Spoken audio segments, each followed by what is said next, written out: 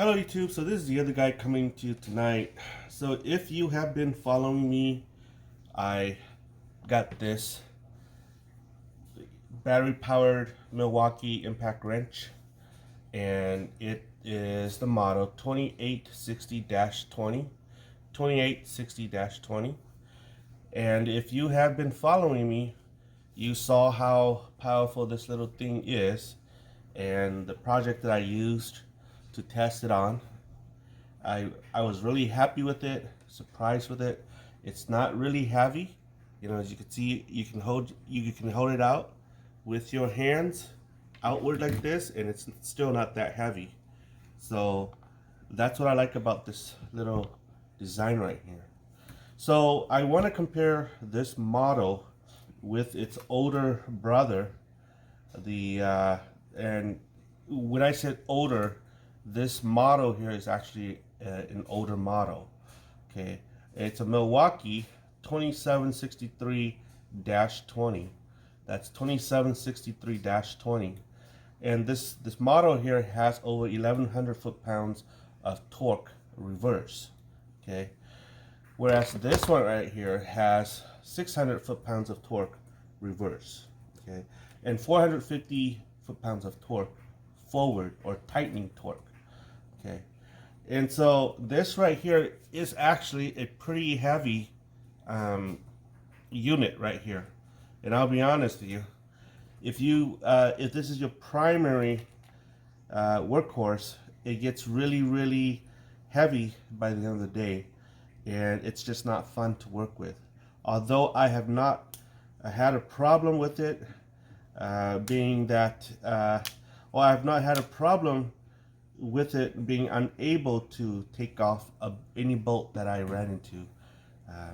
Maybe for those who work on big, heavy vehicles, you might have a problem with it. But with me, for regular cars, trucks, a 1-ton truck down, you won't run into any problem that this unit won't be able to take off. So this right here, its youngest brother. This is a 1/2-inch anvil, M12. It's super light, and be honest with you, I have this. I like this little unit right here. However, the power range for this is it's rated for 250 foot-pounds maximum forward torque and reverse torque. So this button right here is the range. There, you can hear the range going up, and so it's really light for what it does. It does it really well. If it doesn't require a lot of torque, this thing does really well. Okay, so both all three of these impact wrenches are 1/2-inch anvil. Okay, so the reason why I want to do a comparison tonight is this. See this anvil right here?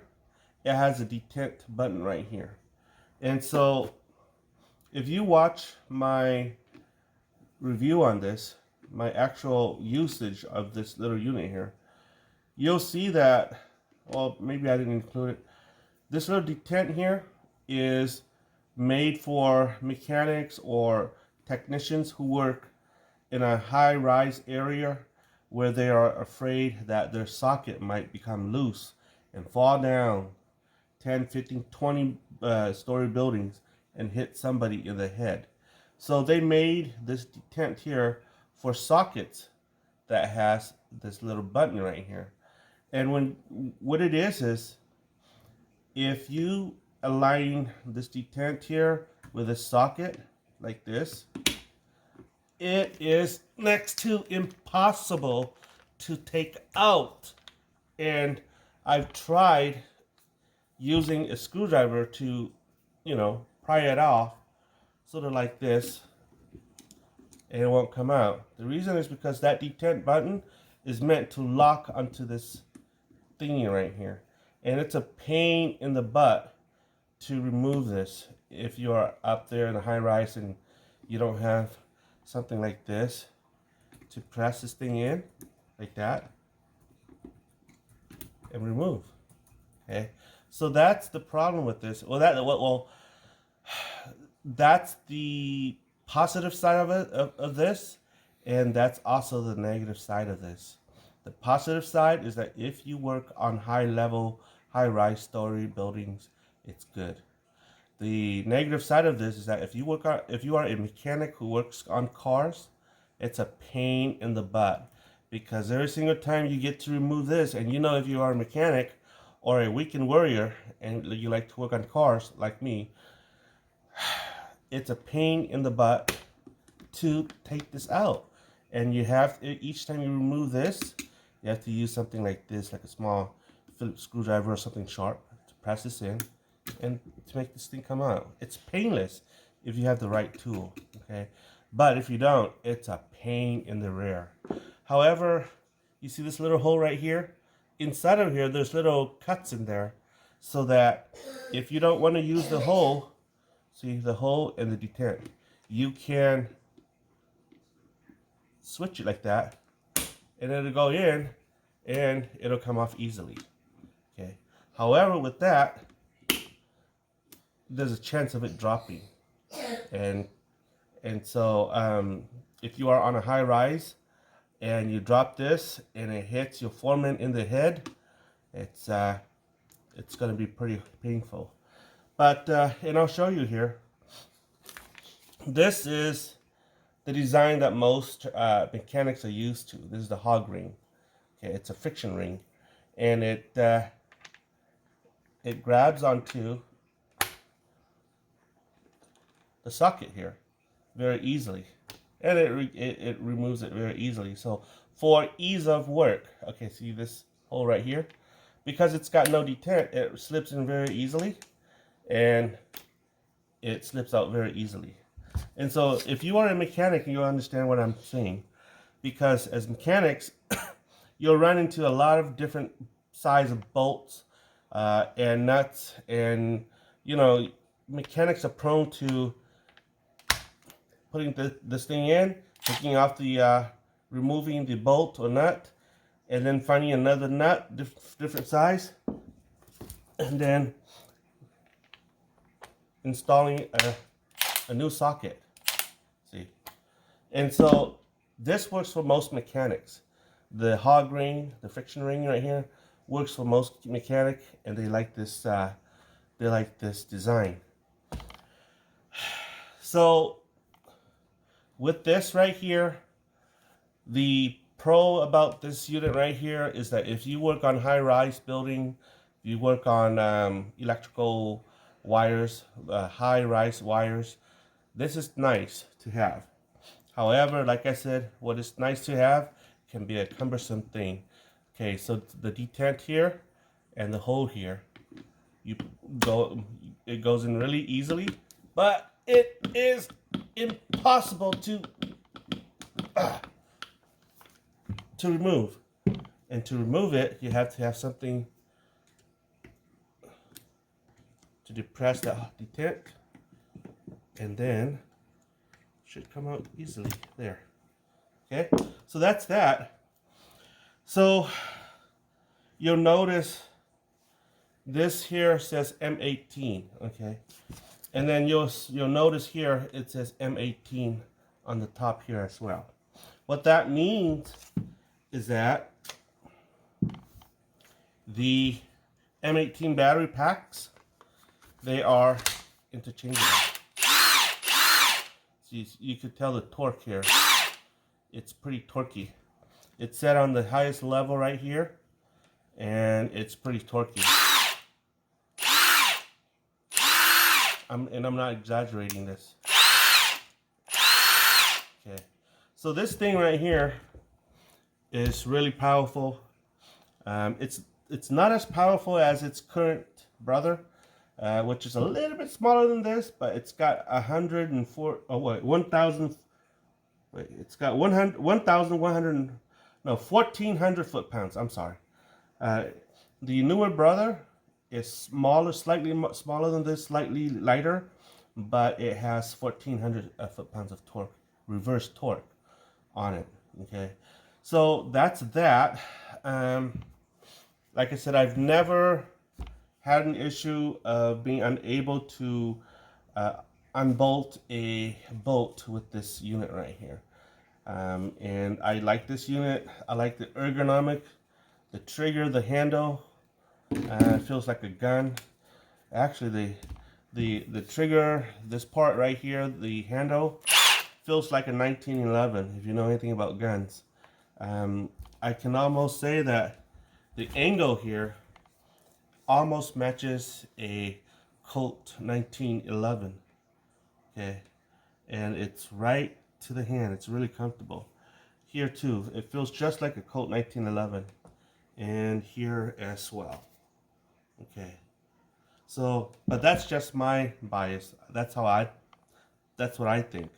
Okay, so again, brothers, I'm comparing the three brothers here. This is an M12. What that means is that the battery pack is a little bit different here, see? And this is not interchangeable with this or this.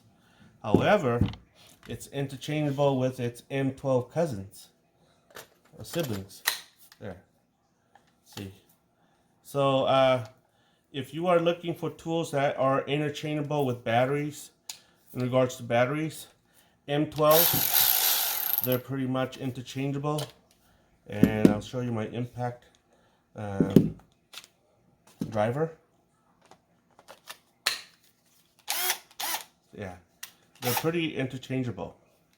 And then this is my drill. Yeah, it's pretty much interchangeable. So anything on the Milwaukee side, if it's M12, the battery are pretty much interchangeable with the M12 renditions. Okay, whereas the M18, they're all interchangeable. So that's that, guys. Oh, well, that's for another episode. So let me know what your thoughts are regarding the anvil here. Okay, so let me know what your thoughts are. I thought I'd bring out these sockets to let you know how they fit and the pros and cons of this unit right here. Again, this has 3 power range, and then to change the power range here, you have to press this button right here, and I'll show you. Okay, I'll show you here. There. So that's on the highest power range, number 3. So that's number 1, a low power range. Okay, so you can hear the difference, right? That's number 1. So number 2, mid range. Okay, you can hear the change in tone of the power of the motor and the third power. See? So that's that, guys. Let me know what your thoughts are. I really like this little unit. The only thing that I don't like about it is that it has a detent right here. Oh, I did some research on the detent here.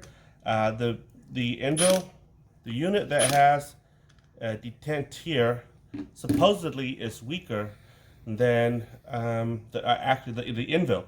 The Envil here, because it has a detent button here, is actually, the Envil itself is actually weaker than the one with the crush sleeve, right, the crush ring right here, okay, or the hog ring right here. So that's what it is, guys. So let me know what your thoughts are, and if this is informational, please like and subscribe. Follow me on YouTube so that you can get an update on my next video. So just letting you know, my next video, I'm going to be doing a more in-depth project on this M18 unit right here. This is the unit 2860-20. 2860-20. Okay?